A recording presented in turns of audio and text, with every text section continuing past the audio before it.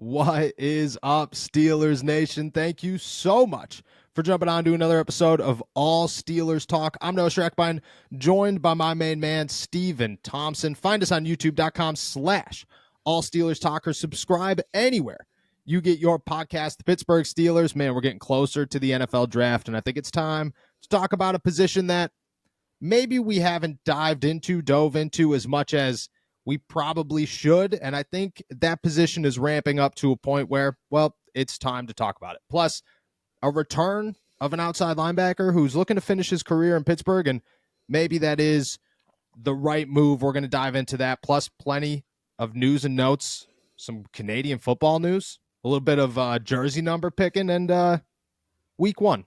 We'll talk about week one. It's been a miserable couple of days here in the Berg, but it's all right. The Pittsburgh Steelers are moving.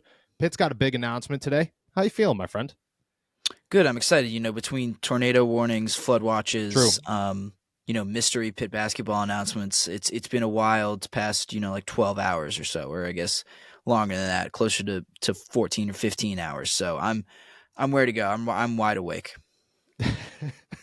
I feel you. Did you hear the craziness last night with all the storms in Pittsburgh?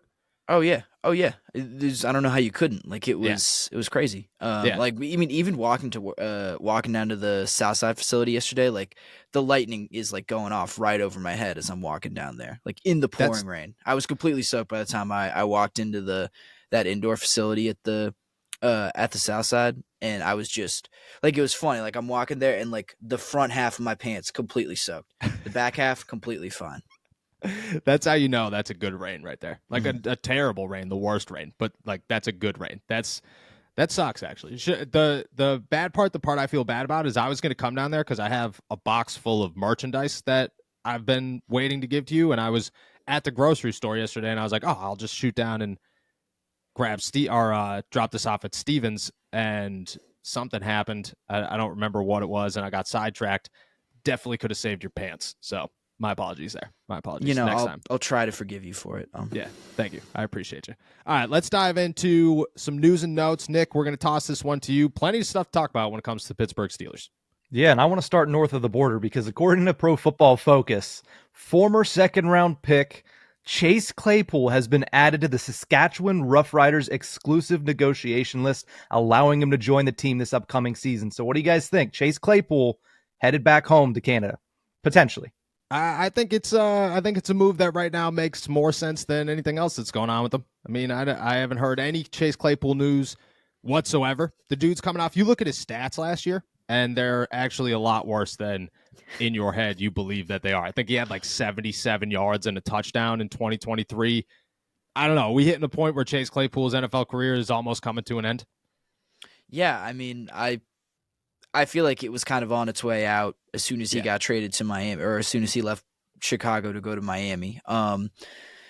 Look, I don't know what Chase Claypool's football ambitions are anymore. But going to the CFL, that's some hustling. That's some love of the game stuff right there. Yeah. And I don't say this with any disrespect to Chase Claypool. Like no one has to like kill themselves over football, but doesn't seem like he loves the game as much as some other people do. Yeah. So when you said like, haven't heard any news about Chase Claypool, I was like, yeah, football or otherwise. Like, I think this guy has other interests. I don't think football is at like the top of his list. So I wouldn't really expect him to give a whole lot of thought to the CFL. I'll respect the hell out of him if he does. Yeah. Like if he gives this a shot, I think that'd be kind of cool. I think the people in Canada would embrace it. I think they'd think it's really cool. And he could get to be a star, albeit, kind of bigger fish in a smaller pond. But I think it'd be kind of cool. I hope he does follow through on it. He is from British Columbia, so I think that, you go back home to your home state or your home country, you make some news in the CFL. You think it's 25 years old. Do you think that there's time to go to the CFL, kind of rejuvenate your career, come back down to Pittsburgh? Or not Pittsburgh, but the NFL? Definitely not Pittsburgh. Be careful there. I mean, probably not, but I mean, I won't count it out. I mean, I guess I mean, 25 is not that old. Maybe it's older in wide receiver terms, maybe, but not likely. But I'm rooting for it. I'll tell you that much. I think that'd be pretty cool. That'd be a sweet redemption arc and a cool story, I think. Yeah, I agree. I'm all about, Chase Claypool he had his issues in the locker room, but I thought he always treated, at least the media with some respect, me with some respect. So I'm hoping the best for Chase Claypool. I've said this all week long. I'm pro player always. And if you got to go to the CFL to make some noise, I could see him signing after the NFL draft somewhere and hitting a 90-man roster. But I'm shocked that it's the CFL and not the UFL. Where would you rather go? Would you rather, if you're a player, you think the best shot back to the NFL is the UFL or the CFL? Probably the UFL, right? I just feel like more eyes, more tension on that. Canadian football is not really. I mean, I guess USFL isn't really the same thing either. But I don't know. UFL feels closer to the NFL, closer to the action in that sense than the CFL is. Yeah, I agree. I think I'm going UFL. I was shocked that he wasn't on a roster, but maybe he thought he didn't need to be on a roster. Here we are. We'll see what happens. What else you got for us, Nick? Some more news on a former Pittsburgh Steelers wide receiver. According to the Athletic's Mark Caboli, Deontay Johnson trade was certainly because of some uncertainty surrounding the quarterback position, not to mention Johnson's expiring contract after 2024. Yeah, I'd say that I don't know how sold I am that, Johnson left peacefully and everything was good. I don't think it was like this big I don't think it was Kenny Pickett level. I think it was less than Kenny Pickett level. But I mean, I don't know. You got to ask, do you blame Deontay Johnson for, at the time of his trade, being like, this probably isn't going to work in my favor, and it hasn't worked in my favor since I've gotten here? I don't know if I can necessarily blame him. Like, I think the logic is pretty sound. Like, he didn't really expect the Steelers to pick up his to extend him or give him a new contract. The quarterback situation at the time wasn't exactly the best. It wasn't going to be very conducive to him putting up a big year, making a lot of money off of his production. But then you look at where the Steelers have gone since then, and you're kind of like, oh, okay, let's see if you can have a great contract year with Bryce Young as opposed to, Russell Wilson or Justin Fields. The Carolina, Deontay, I think, is kind of betting on himself a little bit. So I don't want to, speak ill of someone doing that, but I don't really know if this worked out completely in his favor. Maybe he didn't have reason to believe that Justin Fields was on the table, or Russell Wilson was on the table. But man, he's just, it's a little unfortunate for him that he's going to have to try to get his, it's probably not his last. I mean, this might be his last big opportunity for a huge contract. And he is putting it almost entirely in the hands of second-year Bryce Young and the Carolina Panthers, which I would be a little worried about if I was him. Yeah, I don't think he went to a better situation. I think if he's just looking at this as money, then you got a better shot at Carolina extending you than you do Pittsburgh, and maybe he's already in those contract negotiations and they're trying to ink him to a long-term deal now, and maybe that's going to work out in his favor because he wasn't getting a shot. He wasn't getting another deal in Pittsburgh. That wasn't going to happen. There's just, you got to pay Pat Freiermuth, you got to pay Najee Harris, you got to pay Jalen Moore, and you got to pay George Pickens in a year. You got to pay Minka, and TJ is coming up. You don't know what you're doing with There's just way too many question marks. Way too many question marks. You weren't going to get paid in Pittsburgh. Carolina, I think there's a shot. I think that he's not going to win there. He's never going to have the success that he's going to have in Pittsburgh. But if he's looking for the money, which, you can't blame those guys. If you have the opportunity to make $20 million a year, go make $20 million a year if that's what you're looking for. But yeah, I don't think it worked out necessarily in his favor, kind of bad timing. But I think that the Steelers, to a degree, have done that. Like, you hear the Justin Fields getting traded to Pittsburgh because that's the best case scenario for him.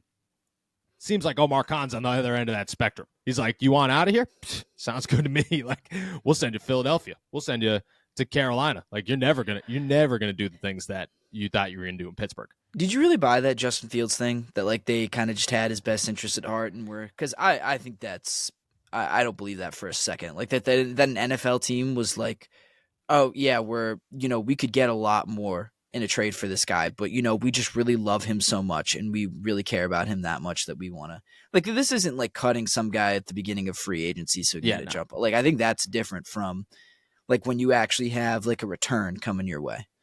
Look, I agree. I find the comments and the reports of oh, the Bears had 5 offers that were better than Pittsburgh's. Pittsburgh's was as bad as it could get. So I don't understand, like, it shouldn't have taken much. I don't know. But at the same time, like, I have such a hard time believing that nobody made an offer to Chicago and they were like, all right, well, we'll just ship them to Pittsburgh for a 6th-round pick. I honestly, like, I think Omar Khan's he's just got Brian Poles, man. He's just, you can't, I don't know what it is about him, but he's just got his number and he gets him every time. And I have a hard time, like, especially if you're Chicago, like, you're not moving on from a quarterback of that at one point you're talking about a 1st-round pick and we don't know if we're going to trade him or not. Yeah, let's just give him up for the worst possible exchange that we could come up to a team that isn't going to benefit us, because the 6th conditional into a 4th, I mean, like, you sent him to Pittsburgh to be a backup. So you're not expecting that to get any better. No, I don't believe that. I don't believe it at all. Here's what I want to talk about next. Size matters. We all know it, and it's important to remember it in times of need. I recently went to a small law firm in hopes of getting the compensation I felt I deserved. I didn't, and to this day, I still think about the money that I may have missed out on. I filled out mounds of paperwork, then waited around for what felt like forever, got phone call after phone call telling me what I did not do right in the process, and it was expensive. All to get underwhelming compensation and almost zero satisfaction. Fortunately, if you ever get seriously injured and want to file a claim, you don't have to go through the same hassle I did. Instead, you can make it way easier by finding out if you have a claim in just a few clicks on your phone and working with America's biggest injury law firm with the promise of being for the people. Here comes Morgan & Morgan, today's sponsor. Morgan & Morgan has over 1,000 attorneys working in all 50 states fighting to get their clients the money they deserve. In recent months, they've achieved verdicts for their clients, including one that is worth $26 million. That is 40 times the highest insurance offer. And they're absolutely free unless you win. I got lowballed. Don't make the same mistake I did. Fighting big companies takes a big firm, and with America's biggest injury law firm, you're ready to take on insurance companies of any size. Don't overthink it. You can start your claim in just a few clicks by following the link in our description or by going to www.forthepeople.com/allsteelers. It only takes a few minutes to find out if you have a case, and if you have, it might be worth millions. Nick, what else you got for us?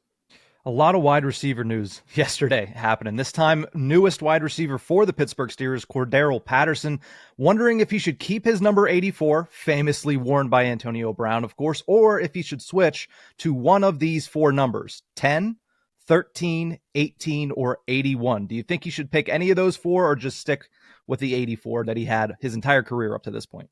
All right, so let's start with who he's replacing there. 84, Antonio Brown. 10, Mitch Trubisky. 13, Miles Boykin. 18, Deontay Johnson. 81, Zach Gentry. Who you had to pick right now, you had to vote on it. I think I checked it. Last time I checked it, I think 10 is the leading candidate. I don't know how many people said 84, but 10's the leading candidate. If you had to pick a number, what number are you picking for Cordell Patterson? I think I'd rather him stick with 84. I don't want him to take any of those teens numbers. No, that won't look right on him.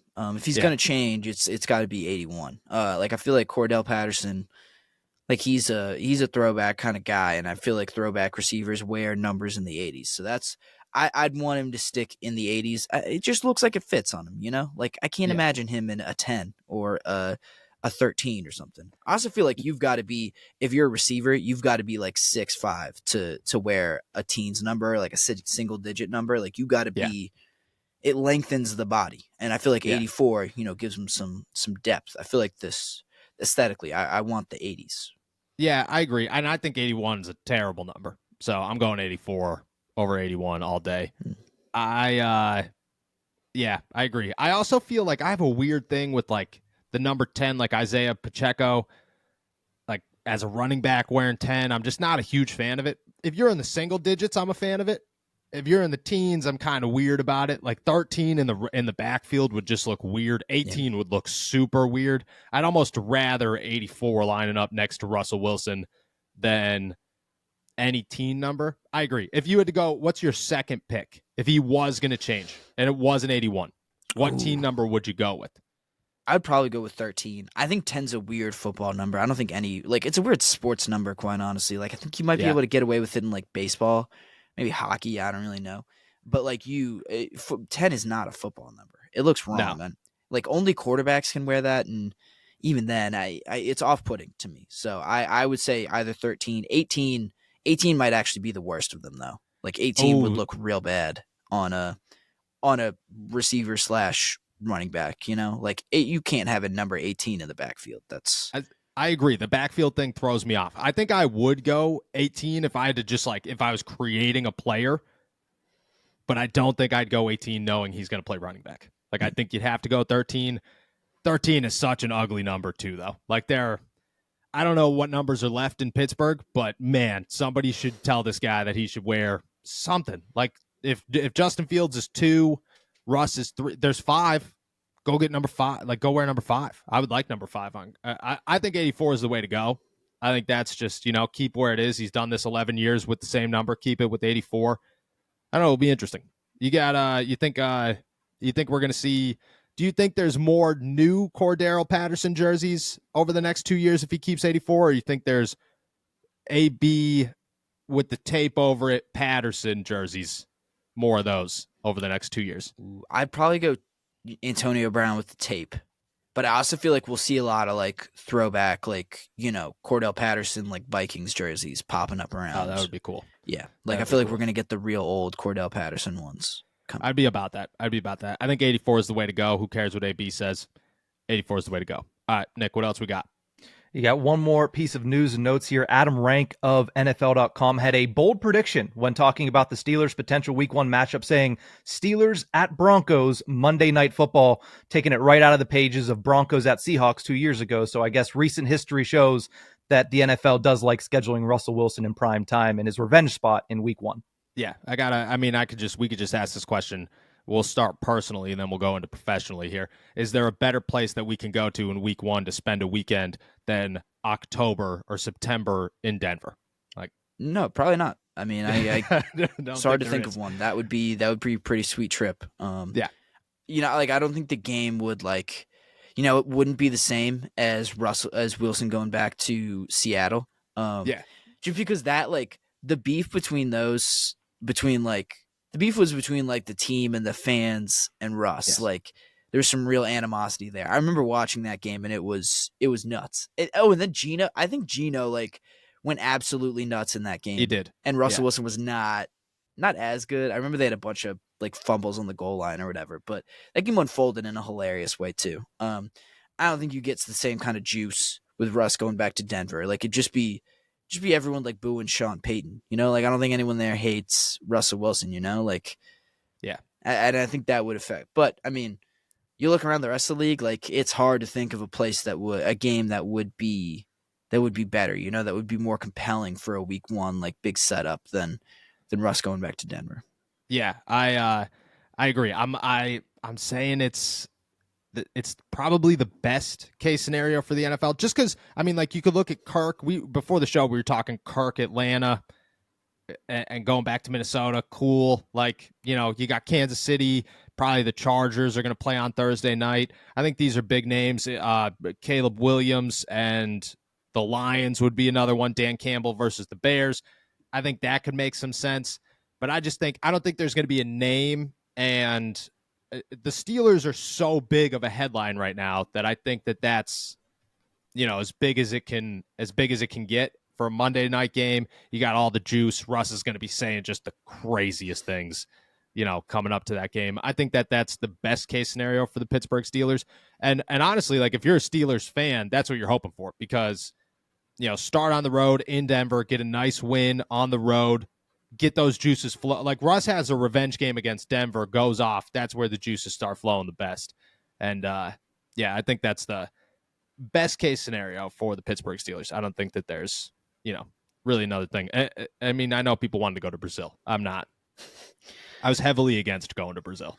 Yeah, no, I think Brazil would be cool, man. I can't get over it. I think it would be really cool. It might be a pain in the ass, but if you don't want to go to Brazil, I'll go to Brazil for us. That's true. I'll volunteer to. I would just been like, all right, Steven, have a great time. I'm gonna stay back and pick. I'm just not. I don't know, man. There's something about it. I was just like, maybe I was too juiced up for Ireland or like London or something that I was like, Brazil, man. That was never on the bucket list. That's not a game I'm looking for. But Denver Monday night, I think that's the best case scenario for the Pittsburgh Steelers. All right, let's dive into some other topics here. We'll start with the NFL draft. We've talked about a lot of positions: offensive line, center, wide receiver, corner, inside linebacker, you name it, we've talked about it. The one position we have not really dove into as much as I think we should be diving into, or maybe that it seems is ramping up at this time, is defensive tackle and the defensive line. Recently, the Pittsburgh Steelers brought in Braden Fisk, Mason Smith out of LSU.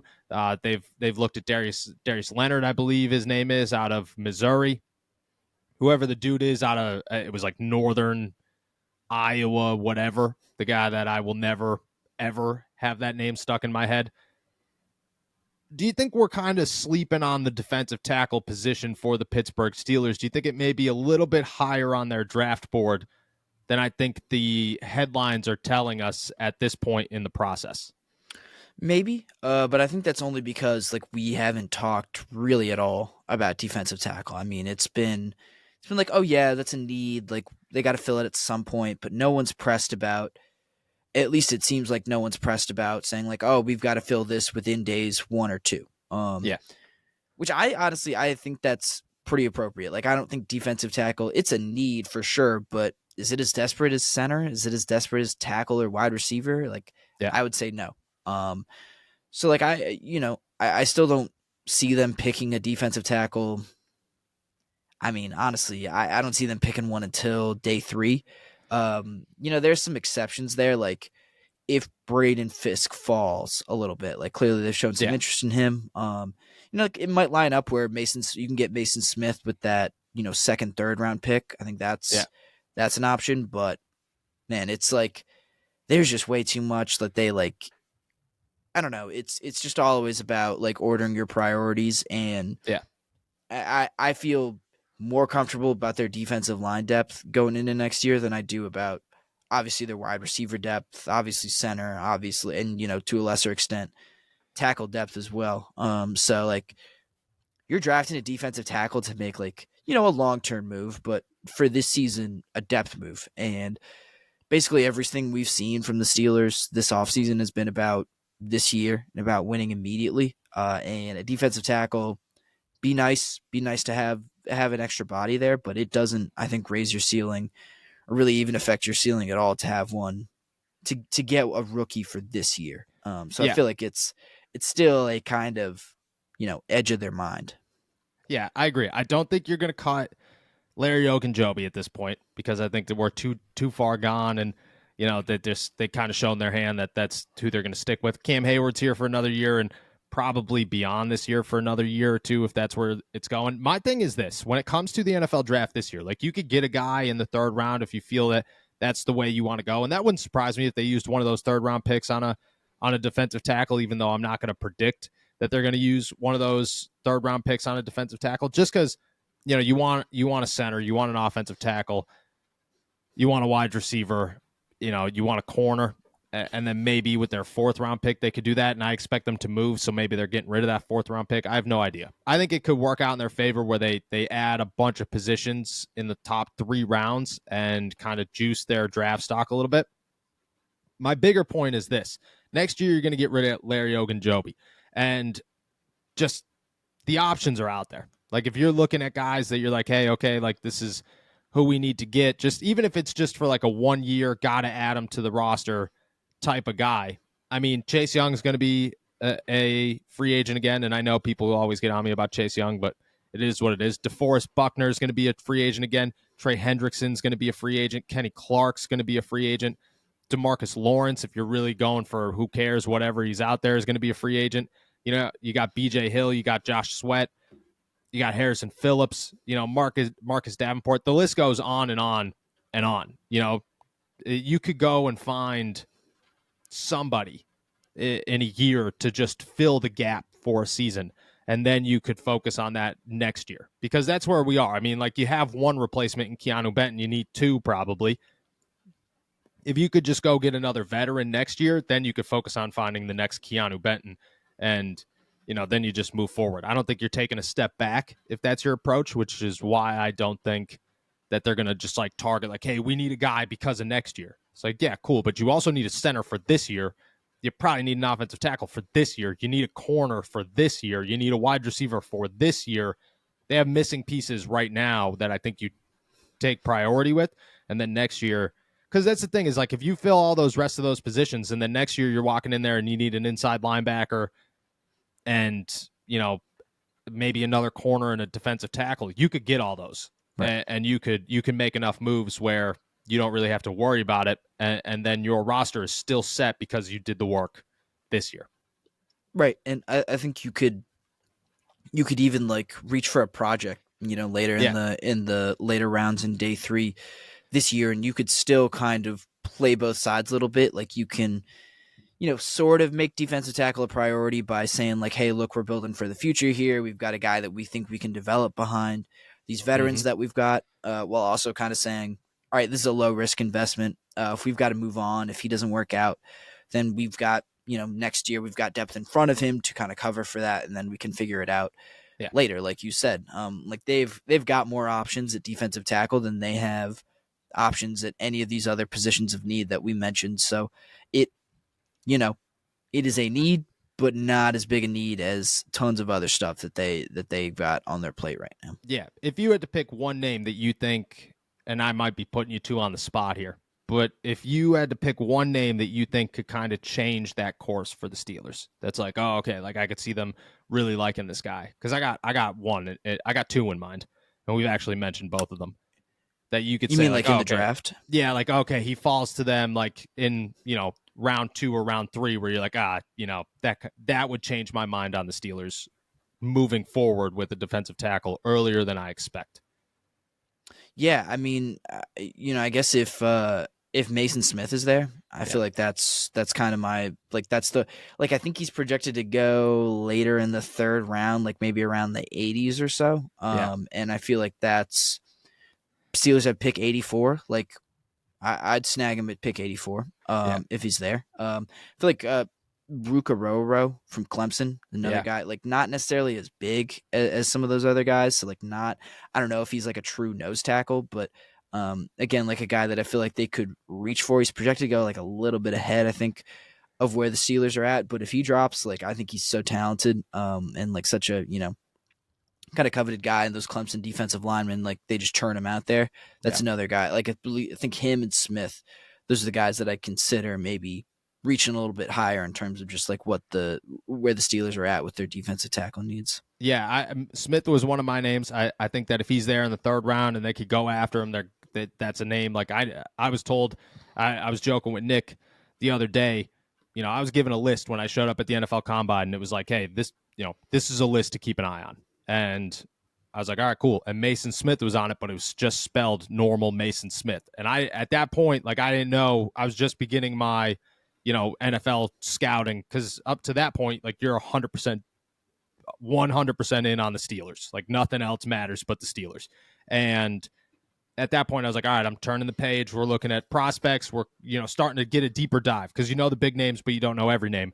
And they wrote Mason Smith just like normal Mason, no double A. And I was trying to look him up. I was like, I don't know who the hell this guy is, but I don't think he exists. I don't think he's on there. But I know that he has some interest, or the Steelers have some interest in him. He's a name that I think if he's there in the 3rd round, they could go after. Braden Fisk is a name that I don't think he makes it out of the 2nd round. I don't even know if, like, at this point, people are talking about like early 2nd round, maybe even the end of the 1st round. And I don't know, maybe that's where he goes. I don't know, what the latest on him is. But if he's there at the end of the 2nd, maybe their first pick in the 3rd, I could see them saying, hey, let's make this move. I could see them trading up to get him if they feel like, hey, that's another Nick Herbig type situation for us. Again, that one's more of my long shot. I'm not totally certain that that's going to be a thing, because I don't think it's going to work out for them. But if it does somehow, and they view this as like, oh, okay, that's our 3rd round pick right here, then I could see him being another name. But Mason Smith's definitely a name to watch. That dude's got versatility. He's big. He could play all three positions across the defensive line. I think that's a name if he's there in the third round that could push the edge for the Steelers. And as a name that immediately comes in here, you have high hopes for a third round pick. So Right. I think that's a name to watch. Let's toss it over to a returning veteran here. Bud Dupree has made it known, more than once that he's open to coming back to the Pittsburgh Steelers. And if the opportunity presents itself, he would like to maybe finish his career in Pittsburgh. Quote, for sure. If the opportunity came up, definitely. It's a great organization in Tomlin. He is who he is. The standard is the standard. For sure, I'd go back. If you're the Pittsburgh Steelers, you considering a Bud Dupree return? Are you looking at him and saying, hey, this is the next Marcus Golden? And do you think on the other side of that, Bud Dupree would be open with being probably the fourth outside linebacker? Because at this point, I would imagine Nick Herbig is their number 3. Yeah, I mean, he would have to be. This is a guy who's kind of on the back end of his career. Still pretty productive, though. But he only made like $3 million last year. I can't imagine his price would rise in free agency this year, especially as we get super late. I'm very open to this. This is a Bud Dupree reunion. I think would work out pretty well for both sides. I'm all in on it. It would be cheap. It'd be good production. It'd be experience, and it'd be a really nice veteran to have as a backup. Like, this is just Marcus Golden, but better in a lot of senses. Like, it's pretty close to the same age. I can't imagine the price tag would be that much more. It's maybe a difference of $1 or $2 million more to get a guy who's better at this position. So I'm all in on bringing back Bud Dupree. I think he'd be really good here, and I feel like it'd be a slam dunk signing for the Steelers. Not the splashiest move they've made this offseason, but a really, really solid one. Yeah, I think at this point in free agency, if you could grab a guy who had 6.5 sacks last season, like, why not? Why not bring back? I think Bud Dupree at one point had a lot of potential in the NFL, and he kind of rushed back from his ACL injury, and that kind of set him back a little bit. But I think at this point, like, he is a really good backup piece to have. I know TJ loves this guy. I know Cam loves this guy. I know Minka loves this guy. I know Tomlin loves this guy. Like, Dupree was very much so respected and enjoyed in that locker room. I know he helped Alex Highsmith a ton when he came in there. I don't know. I look at Bud Dupree and a signing there, and I think it's more of his side. Is Bud Dupree willing to come back on a very limited role for the Pittsburgh Steelers because they want to see what they could get out of Nick Herbig, and I imagine they're going to get a lot out of Nick Herbig. Do you think there's a possibility like they take reps away? Do you think it's smart to take reps away? To say, hey, look, we got 4 guys. Why not just take TJ off the field every once in a while and Alex Highsmith off the field every once in a while for maybe larger chunks of time than we're used to? Probably not. I mean, I guess like more so for TJ probably than Alex, just because of the injury history. Like, TJ's real tough and he's played through a bunch of stuff, but I mean, if you can avoid like the bumps and bruises that kind of add up over the course of time, that could be useful. But I don't know if I don't know, that wouldn't be why I'm signing, Bud Dupree. Like, he's a little bit more insurance, I guess, than anything else. Like, I don't know, the defense is just not at its best with TJ on the field, and they're going to lean on the defense in a big way again. So, I think you hope that, I don't know, this offense gives you a little bit more breathing room to do something like that. But yeah, I mean, like, the Steelers are in generally a more desperate / urgent spot. And I think to that end, like, you can't be looking for ways to take snaps away from your best players. Yeah, look, I agree. I think the best case scenario is the offense is so good that you don't got to worry about your defense being like this elite can't allow touchdowns defense like it has to be or has had to be the last couple of years. And, that allows you to kind of utilize 4 outside linebackers. But I think ideally, or like the realistic situation is Bud Dupree's getting 6 snaps a game, and you're like, okay, are you coming to Pittsburgh? 6 damn good snaps. But yeah, those would be good snaps. But if you're Bud Dupree, you coming to Pittsburgh, to get 6 snaps a game in the last couple of years, especially coming off a 6.5 sack season. Like, I don't know, a season where, you started all 16 games. Like, I don't know. I think if the Steelers wanted to make that happen, that would be awesome. And I think the fans should be pumped about that.